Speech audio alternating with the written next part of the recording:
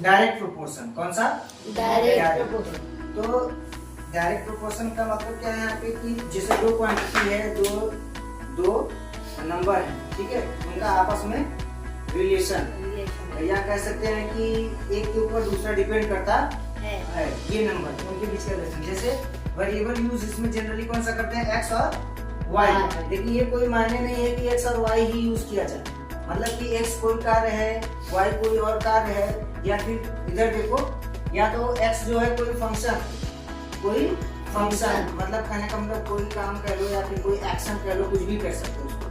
तो अगर जैसे ये कहा जाएगा कि जैसे 5 लोग हैं मिलके कोई काम कर रहे हैं, 5 लोग मिलके कोई काम कर रहे हैं 10 दिन में, ना 5 लोग मिलके 10 दिन में कोई काम कर रहे हैं, और अगर मान लो उसमें जो वर्कर हैं या जो लोग हैं उनकी संख्या बढ़ा दो, जैसे 6 हो गए, 7 हो गए, तो जो काम है वही काम 10 दिन में होगा, या उससे कम में होगा, या फिर उससे ज्यादा दिन में होगा। यही रिलेशन है डायरेक्ट और इनवर्स प्रोपोर्शन के थ्रू जो है हम सॉल्व करते हैं मैथमेटिकली, है ना। अब अगर जैसे कि तो वही कह रहा है कि डायरेक्ट प्रोपोर्शन, मान लो एक्स और वाई का डायरेक्ट प्रोपोर्शन, मतलब हम इसको कैसे देंगे?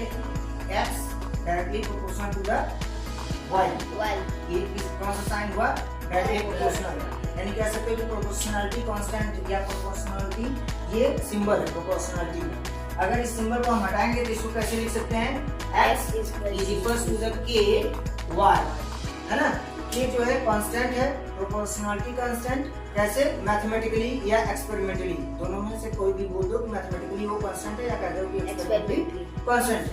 अब जैसे क्वेश्चन होता है ना कि अभी मैंने जैसे बताया कि 5 लोग मिलके किसी काम को 10 दिन में कर रहे हैं। कितने? 10 दिन में। और अगर 6 लोग हो गए तो उस काम को कितने दिन में करेंगे? तो कितना मैंने बताया? 6 लोग कितने दिन में करेंगे, यहाँ पे हम क्वेश्चन मार्क डाल देते हैं।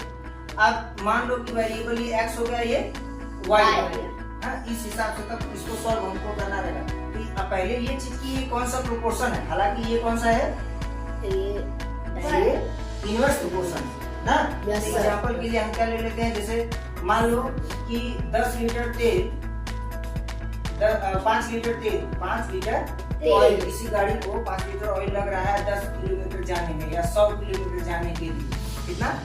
100। जैसे मानो कि कोई गाड़ी है वो 5 लीटर तेल यूज कर रहा है 100 किलोमीटर, हाँ 100 किलोमीटर चल रहा है, तो 6 लीटर तेल में वो कितना दूर जाएगा, माने कितना किलोमीटर?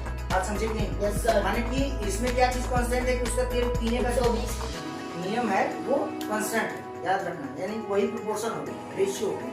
अब ये डायरेक्ट प्रोपोर्शन है कि तेल का संख्या बढ़ेगा तो किलोमीटर भी अपना बढ़ जाएगा। तो इसको क्या करेंगे?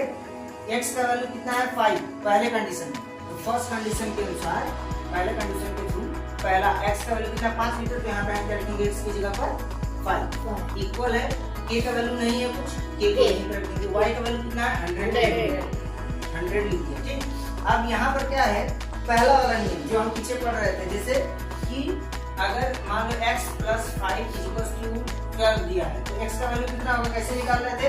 यहाँ पे यहाँ प्लस 5, तो क्या लगाएंगे? इधर माइनस 5, इधर भी उधर भी, माने x plus 5 minus 5 is equal to 12 minus 5 0 हो गया, और यहाँ पर x और यहाँ 7 ना, माने अपोजिट साइन यूज कर रहे हैं। उसी तरीके से हम यहाँ पर क्या करेंगे? देखो k के साथ 100 मल्टीप्लाई में है, माने 100 से क्या करेंगे? डिवाइड, इधर भी करेंगे इधर भी डिवाइड करेंगे। क्या? डिवाइड, मतलब 5/100, यहाँ पर k इंटू 100, यहाँ पे इंटू का साइन या मल्टीप्लाई साइन बोलो, 100 से डिवाइड करेंगे, ये इससे डिवाइड हो गया। yes, sir. और इधर डिवाइड करोगे तो कैसे? 5 से, 5 1 जा 5 20 जाएगा, माने कि 1/20 इज इक्वल टू कितना आ गया? k। ध्यान दो कि k इज इक्वल टू 1/20। अब ये फर्स्ट कंडीशन, दूसरा कंडीशन में इसी k को यूज करना है, तो दूसरी कंडीशन के अनुसार दूसरी कंडीशन के अनुसार अब सेकंड केस में नियम यही होगा, नियम यही रहे। दूसरा केस में x की जगह पे क्या आएगा? 6 litre is equal to k की वैल्यू कितनी है? 1/20। यहाँ पर क्या आएगा? y, क्या होगा? y। अब यहाँ ध्यान दो, यहाँ पे k के साथ मल्टीप्लाई का नंबर था तो हमने क्या किया? डिवाइड। यहाँ पर देखो y के साथ क्या है? मल्टीप्लाई Multiply का। 1/2 है, सॉरी 1/20 होगा, क्या होगा 1/20 है ना। तो अब यहाँ मल्टीप्लाई में तो हमको वेरिएबल का वैल्यू निकालना, माने कि ये चीज यहाँ से हटाना है तो किस तरीके से हटाना है, नियम से, ये नहीं कि कुछ भी नियम लगा देना, मतलब जो रूल कहता है। तो हम क्या कर सकते हैं, एक तो नियम ये कहता है कि 20 के इधर मल्टीप्लाई कर दोगे, 1 का मल्टीप्लाई इसमें होगा तो y ही आएगा। Yes, sir. लेकिन हम इस जैसे इसको सॉल्व किया वैसे ही, तो यहाँ पर अगर 1/20 है, माने 1/20 का यहाँ पर क्या है, मल्टीप्लाई है y का, तो इधर डिवाइड करेंगे और इधर भी डिवाइड करेंगे ना, 1/20 से इधर डिवाइड है, अरे मल्टीप्लाई है, तो यहाँ पे भी डिवाइड करेंगे और बोले तो कैसे 6 डिवाइडेड बाय 1/20 और यहाँ पर 1/20 मल्टीप्लाई बाय y और डिवाइड बाय 1/20, अरे 1/20 है ना। Yes, sir. अब क्या होगा, यहाँ पे जब इसको सॉल्व करेंगे तो 6 मल्टीप्लाइड बाय 20/1 है ना। Yes, sir. 1 नहीं लिखेंगे तो भी चलेगा ना, Yes, sir. इक्वल यहाँ पर y को पहले रख दो क्योंकि मल्टीप्लाई में है, और ये क्या बोलते हैं 1/20 और ये डिवाइड है, ये वाला डिवाइड है, sir. तो इसको मल्टीप्लाई में करोगे तो 20/1 हो जाएगा, है ना। Yes, sir. 20 से कैंसिल, इधर कितना होगा y Y. और यहाँ पर 120 किलोमीटर, 120 किलोमीटर। मीटर। ये बात समझ में आई? Yes, sir. समझे? Yes, sir.